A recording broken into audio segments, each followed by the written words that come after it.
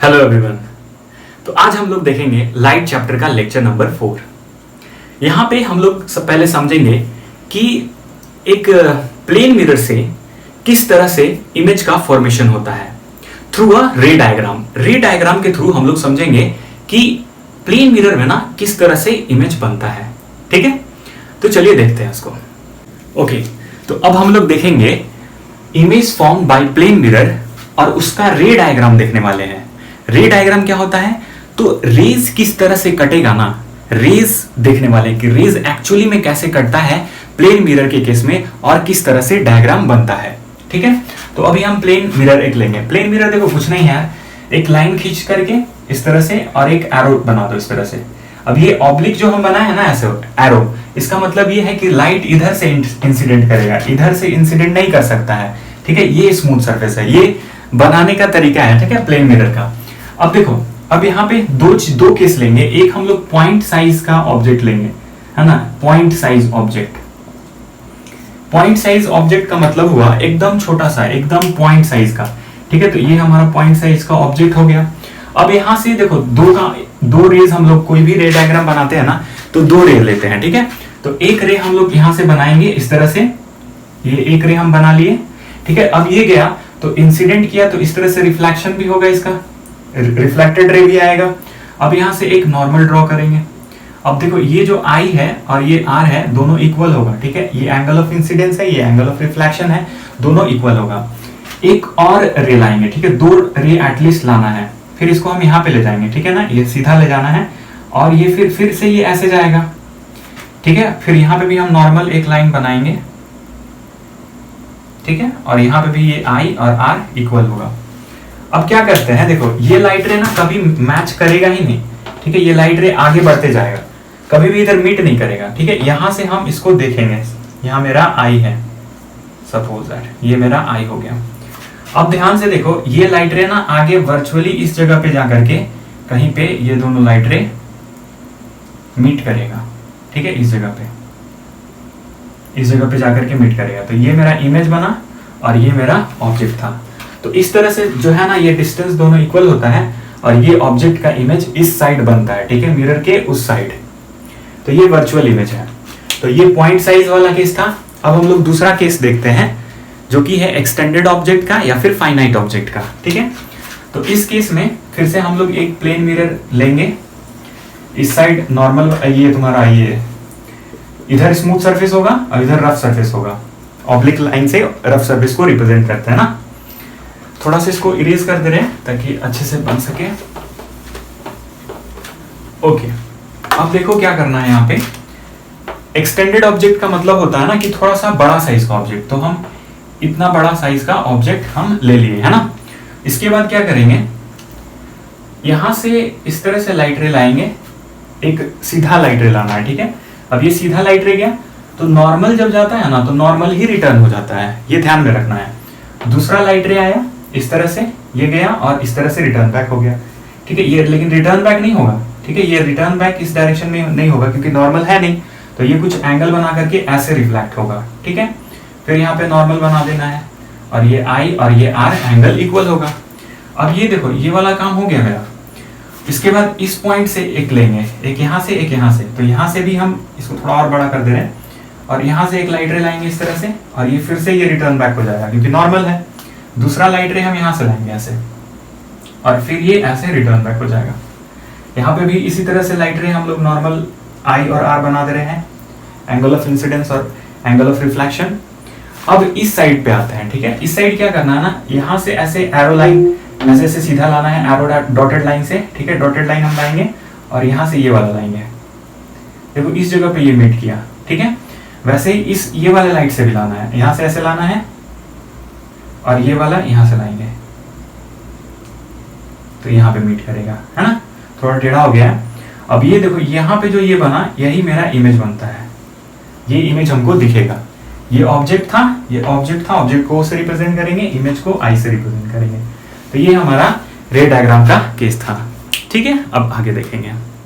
Okay, तो अब आपको समझ आ गया होगा कि किस तरह से इमेज का फॉर्मेशन होता है थ्रू अ रे डायग्राम। ठीक है ना। तो अब हम लोग थोड़ा आगे चलते हैं। जिसमें हम लोग देखेंगे प्लेन मिरर का जो इमेज बनता है, प्लेन मिरर में जो इमेज बनता है उसका कैरेक्टरिस्टिक्स क्या है, ठीक है ना। आखिर वो जो मिरर है वो कैसा दिखता कैसा है, उसका आखिर जो इमेज बनेगा ना उसमें उसका क्या कैरेक्टरिस्टिक्स होगा, ठीक है। तो बहुत जेन्युइन सी चीज है ना। अगर देखा जाए जैसे अगर तुम खड़े हो है ना प्लेन मिरर के सामने तो कैसा इमेज बनता है, सिंपल सी बात है, इरेक्ट बनेगा, वर्चुअल बनेगा। अब यहाँ पे एक टर्म हम यूज किए इरेक्ट। इरेक्ट का मतलब क्या होता है, तुम अगर खड़े हो ना, तुम्हारे सामने अगर मिरर है तो तुम्हारा जो सर है वो तुम्हारा जो इमेज होगा उसमें ऐसा नहीं होगा कि नीचे सर चला जाएगा, ठीक है। सर जो है वो ऊपर ही रहेगा और नीचे पैर रहेगा। तो इस तरह के इमेज को बोलते हैं इरेक्ट इमेज। मतलब एक लाइन में बोला जाए तो सीधा इमेज बनेगा, जैसा ऑब्जेक्ट है बस वैसा ही बनेगा इमेज, सही है। ओके, दूसरा है वर्चुअल इमेज। जो है वर्चुअल बनता है। वर्चुअल का मतलब होता है कि लाइट रे ना एक्चुअली कट करके नहीं बनता है इमेज, ठीक है। लाइट अभी देखे होगे रे डायग्राम में जो हम लोग बनाए थे, उसमें क्या था कि लाइट वर्चुअली कट रहा था। जो मिरर था, मिरर के अपोजिट साइड में जाकर के लाइट कटा था, तब जाकर के इमेज बना था। तो वर्चुअल इमेज बनता है यहाँ पे। अच्छा, रियल इमेज कहां बनता है, याद है? सिनेमा स्क्रीन, मूवी स्क्रीन जो है ना, जो मूवी वाले सीन में हम लोग देखते हैं उस प्रोजेक्टर से जो इमेज बनता है वो होता है तुम्हारा रियल इमेज, क्योंकि एक्चुअली लाइट रे वहां पे कटता है, ठीक है। ओके, नेक्स्ट मेरा जो कैरेक्टरिस्टिक है वो है कि यहाँ पे जो इमेज है ना वो सेम साइज का बनता है। मतलब जितने साइज के तुम होगे ना, ऐसा थोड़ी है कि इमेज देखे छोटा इमेज बन गया। प्लेन मिरर में तो एकदम सेम साइज का होता है, फिर तो आदमी देखेगा ही नहीं, इमेज क्यों देखेगा जब तुम्हारा साइज ही छोटा हो गया। तो साइज ना एकदम सेम होता है। तो ये भी एक कैरेक्टरिस्टिक्स है। इसके बाद हम लोग जो थर्ड कैरेक्टरिस्टिक्स है हमारा वो है कि जो जैसे अगर तुम यहां रखे हो ना, जैसे ये मान लो ये तुम्हारा मिरर है, तो जितना डिस्टेंस मिरर और ऑब्जेक्ट के बीच में होगा ना उतना ही डिस्टेंस जो मिरर है और इमेज के बीच में होगा, ठीक है। ये कैरेक्टरिस्टिक क्या है, characteristic distance between the object and mirror is equal to the distance between image and mirror. तो ये हो गया मेरा थर्ड कैरेक्टरिस्टिक्स। अब बात करते हैं फोर्थ कैरेक्टरिस्टिक्स का, जो कि काफी ज्यादा इंपॉर्टेंट है। वो कैरेक्टरिस्टिक्स है क्या, वो है लैटरल इन्वर्जन का। जो इमेज बनेगा ना मिरर में, प्लेन मिरर में, वो लैटरली इन्वर्टेड होगा। क्या होता है भाई ये लैटरल इन्वर्जन क्या है, व्हाट इज लैटरली इन्वर्टेड, इसका मतलब क्या है? इसका मतलब ये हुआ एक लाइन में कि अगर तुम लेफ्ट हैंड हाथ ऊपर किए ना, लेफ्ट, तो तुम्हारा राइट हैंड लगेगा कि इमेज में कोई राइट हैंड ऐसे उठा रहा है। जो इमेज में जो बनेगा वो अपना राइट हैंड उठाएगा। एक लाइन में बोलो कि left become right and right become left. ये है लैटरल इन्वर्जन का मतलब। अब यहाँ पे देखो एक एम्बुलेंस का पिक्चर है। एम्बुलेंस में देखो उल्टा लिखा हुआ है एम्बुलेंस। आखिर वो क्यों लिखा है, क्या पागल है वो? नहीं ना, वो एक्चुअली में लिखा इसलिए है ताकि जो आगे बंदा कोई गाड़ी अगर एम्बुलेंस के आगे चला रहा है तो वो जब अपने मिरर में देखेगा ना तो वो जो एम्बुलेंस होगा वो सीधा आएगा, सीधा लिखा हुआ रहेगा, तो उसको तुरंत पता चल जाएगा कि अच्छा पीछे एम्बुलेंस है, हमको साइड दे देना है, और वो फिर निकल जाएगा, साइड देगा और आराम से एम्बुलेंस निकल जाएगा। तो ये था कैरेक्टरिस्टिक्स। अब हम लोग आगे देखते हैं। तो अब हम लोग को देखना है यूजेस ऑफ प्लेन मिरर, ठीक है। क्या है यूज, क्या है भाई प्लेन मिरर, कहाँ यूज करते हैं हम लोग? तो सबसे पहला यूज तो हो जाएगा घर में, है ना, फेस देखने के लिए, ठीक है। बाथरूम मिरर बोल सकते हैं हम लोग। ड्रेसिंग टेबल पे जो मिरर यूज होता है वो होता है तुम्हारा प्लेन मिरर, ठीक है। तो पहला यूज वो हुआ। दूसरा जो यूज हुआ वो है कि कहीं कहीं शॉप में यूज किया जाता है, कहीं कहीं दुकान में यूज किया जाता है, जैसे ज्वेलरी शॉप हो गया है या फिर कोई और भी जैसे ब्यूटी पार्लर वगैरह जहां पे यूज किया जाता है, ठीक है। अब देखो तीसरा जो कैरेक्टरिस्टिक्स यूजेस है, वो तीसरा यूजेस है कि प्लेन मिरर को ना कहीं कहीं जैसे टर्निंग काफी, मतलब कहीं कहीं देखना जब हम लोग घूमते हैं तो कहीं कहीं तीखा मोड़ लिखा हुआ रहता है कि आगे तीखा मोड़ है। तीखा मोड़ का मतलब काफी यू टर्न वहां पे है, ठीक है, एकदम, है ना, टर्न बहुत शार्प टर्न है, तो वहां पे ना मिरर लगाया हुआ रहता है, ठीक है। और वो मिरर ना बताएगा कि आगे से गाड़ी आ रहा है कि नहीं। तो एक्सीडेंट से प्रिवेंट करने के लिए ये मिरर वहां पे यूज किया जाता है, ठीक है। अब देखेंगे फोर्थ यूज है हमारा कि इसको हम लोग पेरिस्कोप में यूज करते हैं। अब पेरिस्कोप है क्या? पेरिस्कोप सिंपल एक डिवाइस है, ठीक है ना। अगर मैंने ऐसा डिवाइस है ना, देख रहे होगे पिक्चर में कि अगर तुम यहां से ऐसे देखोगे ना तो तुम इधर का इमेज देख सकते हो। इस तरह से मिरर लगाया हुआ रहता है 45 डिग्री पे कि अगर तुम यहां से ऐसे देखोगे तो उधर का इमेज तुमको दिखेगा। तो वहां पे भी प्लेन मिरर का यूज होता है, ठीक है। तो क्लियर होगा। अब हम लोग आगे देखते हैं। तो अब हम लोग को देखना है रिफ्लेक्शन थ्रू स्फेरिकल मिरर। ठीक है, तो इसको थोड़ा डिटेल में समझते हैं। ओके, तो अब हम लोग देखेंगे रिफ्लेक्शन थ्रू स्फेरिकल मिरर। थोड़ा इसको ना अच्छे से समझते हैं, ठीक है। तो देखो, स्फेरिकल मिरर का मतलब हुआ ना कि मतलब कुछ गोला है ना, गोला मिरर। तो इस तरह से अगर हम एक मिरर बनाएं, ठीक है ना, एक स्फेरिकल मतलब एक गोला मिरर बनाएं, ठीक है, ये मेरा स्फेरिकल एक गोला मिरर है, ठीक है। अब यहां से हम क्या कर रहे हैं, इसको कट कर दे रहे हैं, ठीक है, इसको कट कर दे रहे हैं। तो यहां से हम इसको इस तरह से कट कर दिए। अब ये वाला पार्ट ना हम मिटा दे रहे हैं, ठीक है, ये वाला पार्ट अभी मिटा दे रहे हैं। अब देखो, ये जो मिरर बना, ये एक तरह का मिरर बना ना, ये एक तरह का मिरर बना, एक टाइप का मिरर बना। इस टाइप के मिरर को हम लोग बोलते हैं कॉनकेव मिरर, ठीक है। इस तरह के मिरर को कॉनकेव बोलेंगे, एक केव टाइप का बन रहा है। तो ऐसे मिरर को हम इसको हटा दे रहे हैं, तो इस तरह के मिरर को कॉनकेव बनाएंगे, ठीक है। क्या बोलेंगे, कॉनकेव मिरर बोलेंगे। दो तरह का होता है स्फेरिकल मिरर। अब अगर स्फेरिकल मिरर एक और हम एग्जांपल लेते हैं, ठीक है, एक और स्फेयर बनाते हैं। मान लो ये भी ये एक और मतलब स्फेरिकल मिरर है, ठीक है। इसको भी हम यहां से कट कर दे रहे हैं, ठीक है, यहां से कट कर दे रहे हैं। अब ये वाला पार्ट ना इसका इरेज कर दो, ठीक है। अब देखो, इसको ऐसे बना दो, इधर एरो साइड, इधर एरो दे दो, मतलब ये वाला स्मूथ पार्ट है। तो ये भी तो एक तरह का मिरर बना, ये भी तो एक स्फीयर का पार्ट है, ये भी तो स्फेरिकल मिरर बना। तो इस मिरर का नाम है कॉन्वेक्स मिरर, ठीक है, कॉन्वेक्स मिरर। तो ऐसा मिरर जिसमें है ना दोनों कर्व्ड हो, ठीक है, दोनों जो रिफ्लेक्टिंग पार्ट हो कर्व्ड हो, ये भी रिफ्लेक्टिंग पार्ट कर्व है, ये भी रिफ्लेक्टिंग पार्ट कर्व है। लेकिन ये देखो, ये केव टाइप का बन गया। अगर मतलब ये वाला केव वाला टाइप का चीज ना क्या हो, रिफ्लेक्टिंग पार्ट हो, तो कॉनकेव नाम देना है, केव से याद रखना है इसको।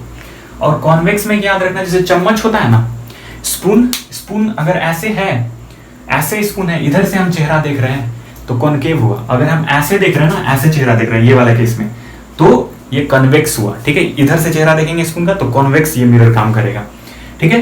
तो ये दोनों हम लोग समझ गए कन्वेक्स और कॉनकेव होता क्या है। अब थोड़ा समझते हैं कि इसके अंदर में कुछ कुछ टर्म्स है जो कि हम लोग को समझना है। तो कुछ कुछ टर्म्स को समझते हैं। अब ये हम जनरल केस लेके चलेंगे, ये दोनों कनकेव और कॉन्वेक्स दोनों में ही ये कंसीडर किया जाएगा। तो इसको अभी फिलहाल के लिए हम इसको गोला बना दे रहे हैं, ठीक है। ये मान लेते हैं कि ये स्फेयर है ना। अब देखो, स्फेयर का ये सेंटर होगा, ये स्फेयर का सेंटर है, तो इसको हम लोग सी बोलेंगे। क्या बोलते हैं, सी।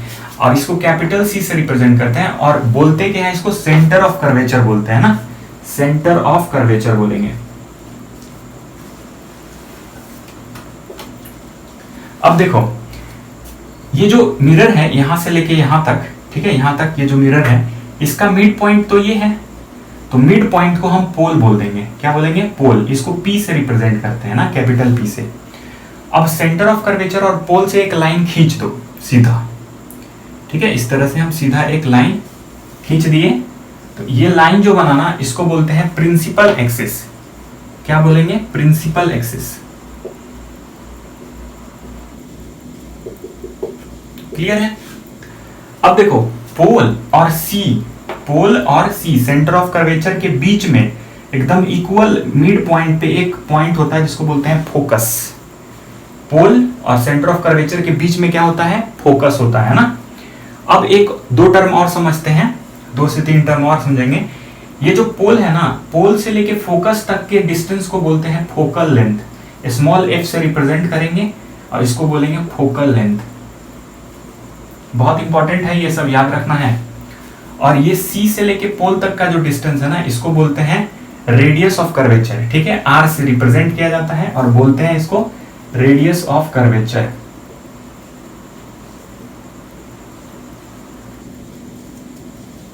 ठीक है। तो अब देखो, ये जो m और ये m डैश दिख रहा है ना, ये जो m डैश और ये जो m दिख रहा है, वो जो है इसको बोलते हैं हम लोग अपर्चर, ठीक है। क्या बोलेंगे इसको, अपर्चर बोलेंगे हम लोग। ये जो रिफ्लेक्टिंग पार्ट दिख रहा है, ये जो स्पेरिकल पार्ट है, इसमें जो m और m डैश जो दिख रहा है, इसी को बोलते हैं हम लोग अपर्चर। एक बेसिक चीज याद रखना है, ठीक है। ये सेंटर ऑफ कर्वेचर हुआ मिड पॉइंट पूरा स्फेरिकल मिरर का। अब इसको अगर हटा भी देना तो देखो, अब तुमको याद रखना है कि इस तरह से कोई मिरर बनाए तो यहाँ बीच वाला पॉइंट को हम सी मानेंगे हमेशा, ठीक है, ये मिरर है हमारा, ये सी है, ये फोकस है, ये पोल है। और फोकस और पोल जो है ना, ये दोनों के बीच का पॉइंट होता है फोकस, पोल और सेंटर ऑफ कर्वेचर। और रेडियस ऑफ कर्वेचर पोल और सी के बीच के डिस्टेंस को रेडियस ऑफ कर्वेचर बोलेंगे। चलो ठीक है, तो अब थोड़ा सा हम लोग यहां तक हो गया, अब आगे देखते हैं। ओके, तो ये भी समझ आ गया होगा। अब हम लोग पार्ट्स ऑफ मिरर को समझेंगे।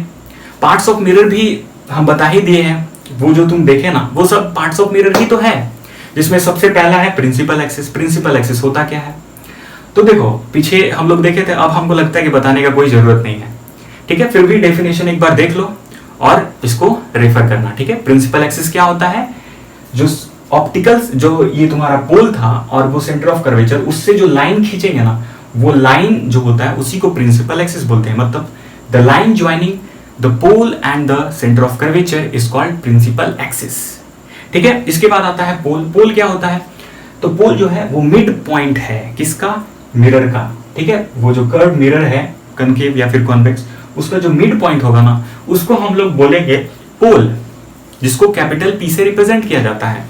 इसके बाद आता है एपर्चर। एपर्चर देखो स्फेरिकल मिरर का वो पार्ट है जहां पे रिफ्लेक्शन हो, उसको बोलेंगे एपर्चर, जिसको हम लोग एम डैश से पीछे वाले डायग्राम में देखे थे। इसके बाद आता है centre of curvature. Centre of curvature क्या होता है, मिरर का जो सेंटर होगा ना उसको बोलेंगे सेंटर ऑफ कर्वेचर, जिसका मिरर पार्ट है स्फेरिकल मिरर का जो सेंटर होगा उसको बोलेंगे सेंटर ऑफ कर्वेचर। इसके बाद आता है radius of curvature. Radius of curvature distance है, दोनों अलग है। सेंटर ऑफ कर्वेचर पॉइंट को बोलते हैं, है ना, जो स्फेरिकल मिरर का बीच वाला पॉइंट होगा। और रेडियस ऑफ कर्वेचर, रेडियस का मतलब डिस्टेंस होता है, तो रेडियस ऑफ कर्वेचर वो डिस्टेंस है सेंटर ऑफ कर्वेचर और पोल के बीच का, ठीक है। इसके बाद आता है तुम्हारा फोकस। फोकस एक पॉइंट है जो पैरेलली लाइट रे आकर के जहां पे मीट करे ना, उसको फोकस बोलेंगे। और हम लोग देखे थे कि सेंटर ऑफ कर्वेचर और पोल के आधा जो डिस्टेंस होगा, मिड पॉइंट होगा, उसको भी फोकस बोलेंगे, ठीक है। इसके बाद फोकल लेंथ एक हम लोग को जानना है। फोकल लेंथ क्या होता है, तो फोकल लेंथ होता है distance between pole and focus is called focal length, ठीक है। तो इतना हम लोग देखें, अब हम लोग अगले वीडियो में आगे देखेंगे। Thank you.